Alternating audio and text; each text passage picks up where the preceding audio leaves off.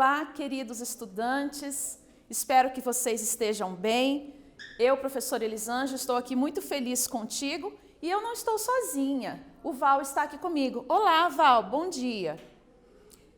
Hoje eu quero convidar você a pegar o teu caderno. Vamos fazer grandes anotações para a nossa aula de hoje. Antes de começarmos a nossa aula, nós vamos aos objetivos. Vamos conferir. Vamos entender a importância do saneamento básico. Vamos conhecer o dever de todos sobre o saneamento básico.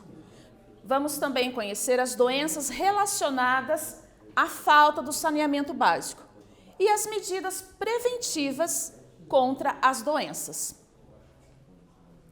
Vamos falar sobre essa imagem? Vem comigo. Você já viu alguma imagem semelhante a esta na tua cidade? O que esta imagem representa para você?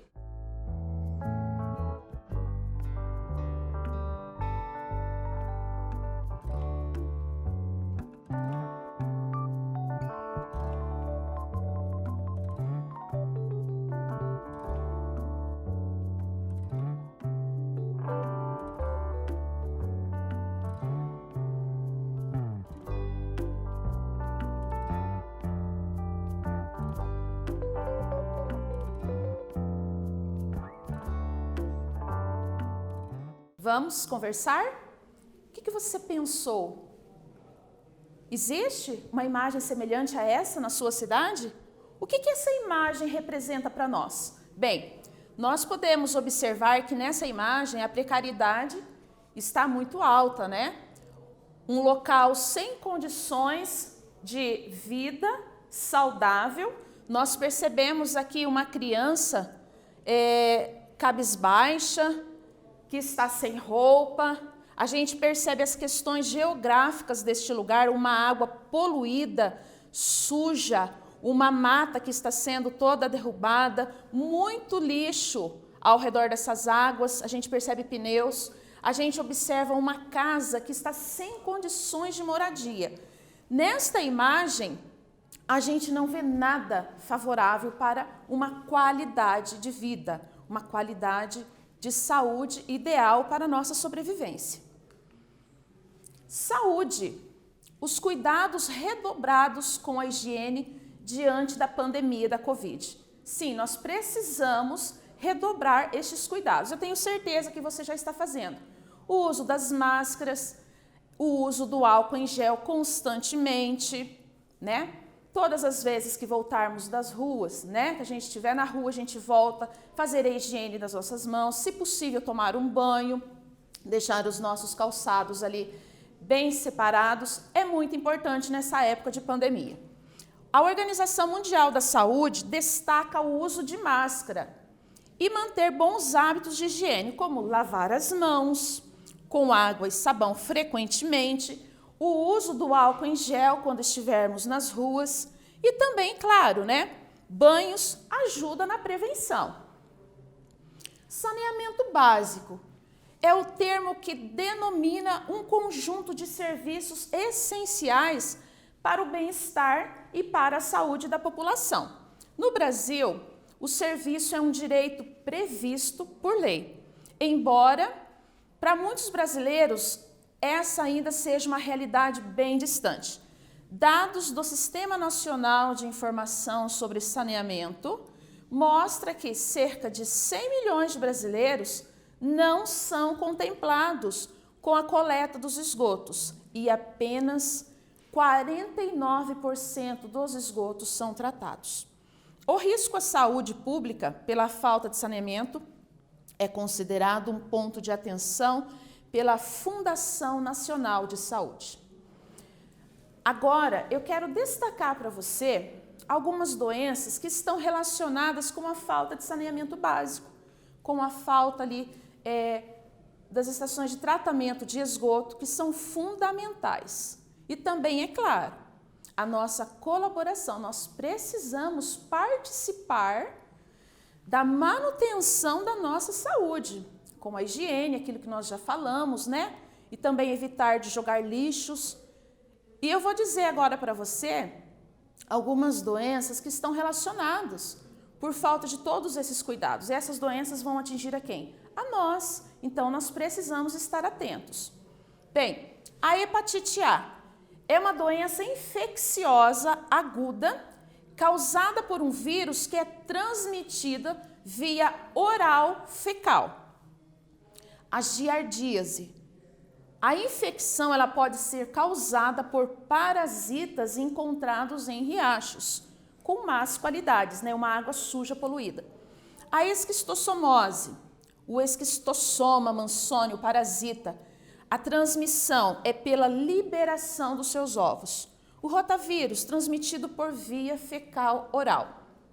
A cólera é uma infecção do intestino delgado por algumas estirpes das bactérias Vibrio cholerae.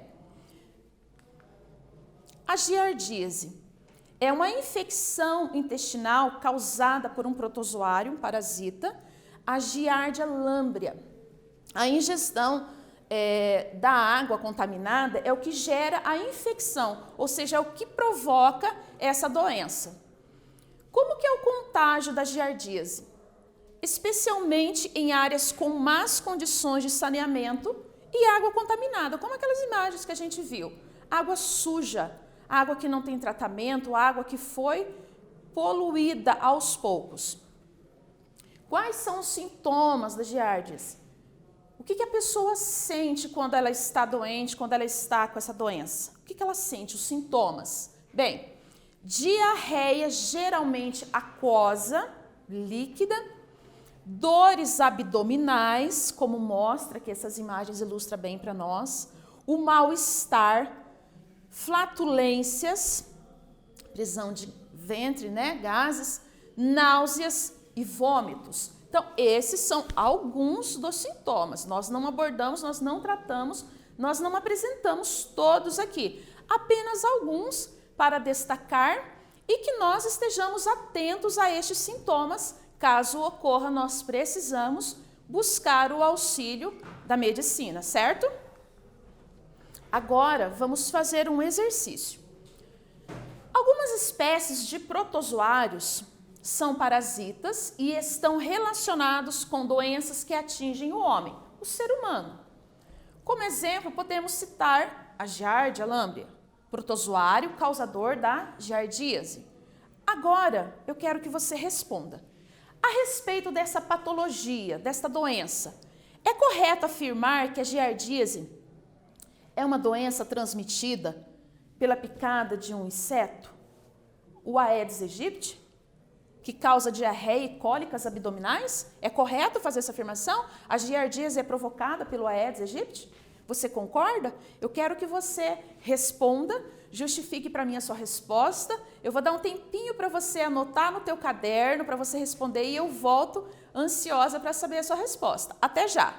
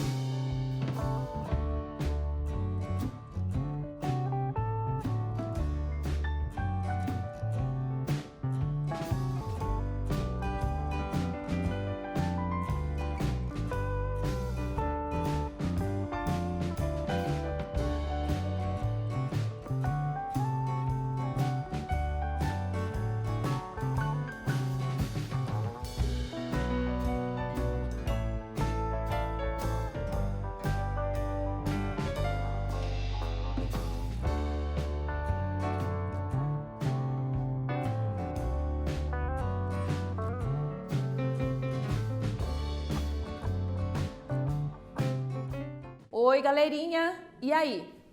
Responderam?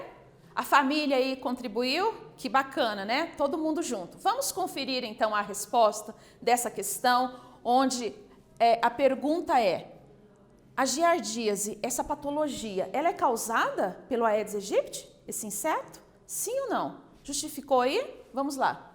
A giardíase, ela é transmitida normalmente pela ingestão de água suja, água contaminada pelos cistos e também de uma pessoa para pessoa, através da passagem de cistos presentes nas fezes dos pacientes para uma pessoa sadia, ou seja, a giardíase não é transmitida pela picada de um inseto, muito menos o Aedes aegypti. Olhando essa imagem aqui, nós observamos, né, um rio, um riacho, com alguma vegetação nas laterais e muito lixo, muito lixo. Aí eu faço uma pergunta para você. A culpa é somente das lideranças públicas? O que mais está faltando? O que eu e você estamos fazendo para que isso não ocorra? Porque é certo que esse lixo não veio aqui sozinho. Ele teve a participação de alguém, ou seja, alguém jogou. Nós devemos ficar jogando lixo nas ruas? Ah, professora, mas eu não jogo lixo no rio. Mas nós não podemos jogar em lugar nenhum, a não ser na lixeira, no local ideal para se pôr o lixo. Porque mesmo que não seja no rio, a gente joga lá, né? Descascamos uma bala, colocamos na boca, jogamos um papelzinho na rua, a gente está caminhando ali, voltando da escola, ou fazendo uma caminhada. Aquele lixo, ele vai sendo levado pelas chuvas ali até chegar ao rio. Vai entupir bueiros, vai provocar enchentes, que certamente trará doenças para nós. Então, nós precisamos fazer a nossa parte nos mínimos detalhes. Nos pequenos detalhes, a gente consegue fazer a diferença. Cada um fazer a nossa parte. Nós não podemos só ficar cobrando. E o que nós temos feito? Qual é a nossa participação para manter, para preservar e conservar o nosso ambiente e, consequentemente, a nossa saúde? E se tratando de água, um bem tão precioso, o que nós temos feito com a água? Estamos fazendo um uso correto, um uso consciente? O lixo está muito relacionado, então, lixo no bolso, se tiver na rua, chega em casa, a gente direciona esse lixo para o local ideal. Um outro exercício. Qual das doenças a seguir? A hepatite A, a giardíase, a esquistossomose e a cólera, qual delas não apresenta ingestão de água contaminada como forma de transmissão? Então, dessas doenças aqui mencionadas, hepatite A, giardíase, a esquistossomose e a cólera, qual delas não está relacionada com água contaminada como forma de transmissão? Então, você vai dizer para mim qual é essa doença e você vai explicar como que é. E eu já volto para conferir a sua resposta. Até já!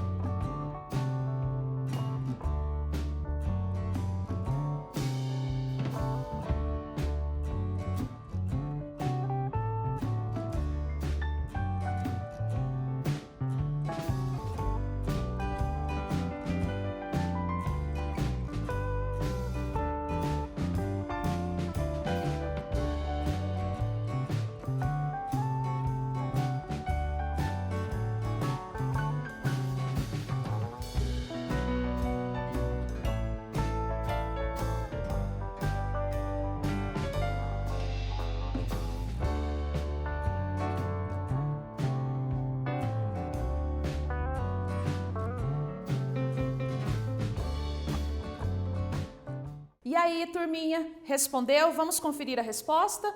Então, das doenças é a esquistossomose. A transmissão da esquistossomose se dá pela liberação de seus ovos através das fezes do homem infectado. Em contato com a água, os ovos eclodem e libertam as larvas. E essas larvas morrem se não encontrarem os caramujos para se alojar. Se os encontrarem, dão continuidade ao ciclo e liberam novas larvas que infectam as águas e os homens, penetrando em sua pele ou mucosas. A cólera é uma outra doença que se dá pela ingestão de água contaminada.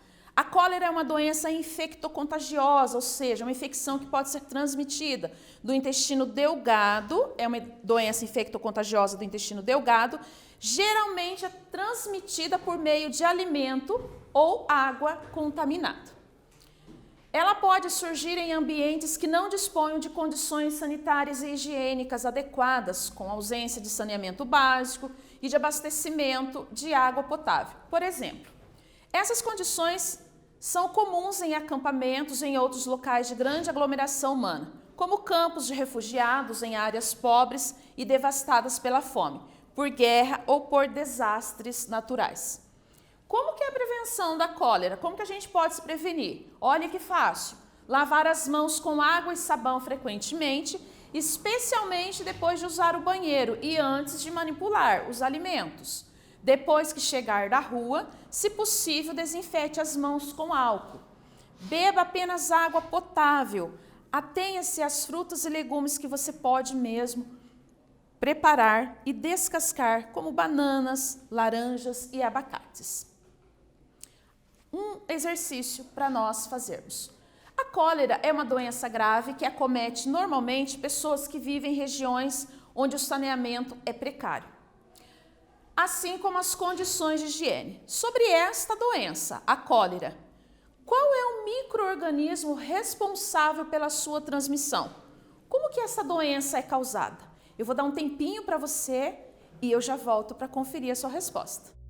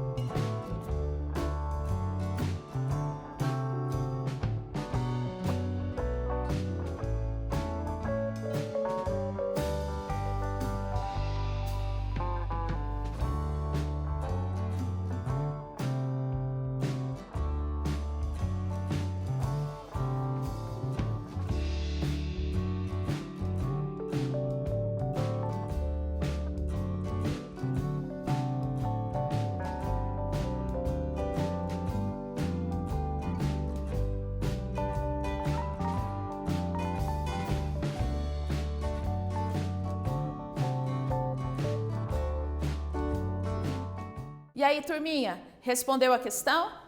Vamos juntos, então, conferir a resposta? A cólera, essa doença grave, qual que é o micro-organismo responsável pela transmissão dela? E como que essa doença é causada? Vamos conferir? A cólera é uma doença grave que acomete normalmente pessoas que vivem em regiões onde o saneamento é precário, né? É causada pela toxina de produzida por uma bactéria chamada de Vibrio cholerae, tá bom? A cólera, então, é causada pela toxina produzida por uma bactéria chamada Vibrio cholerae. O que nós vimos na aula de hoje? A importância do saneamento básico, o dever de todos para combater as doenças, o dever meu, seu e das lideranças públicas, todos juntos. As doenças relacionadas à falta de saneamento básico e as medidas preventivas contra essas doenças. Espero que você tenha anotado bastante coisa, espero que você tenha gostado da aula e a partir de agora nós vamos praticar mais e vamos colaborar com o nosso ambiente. Até o próximo encontro!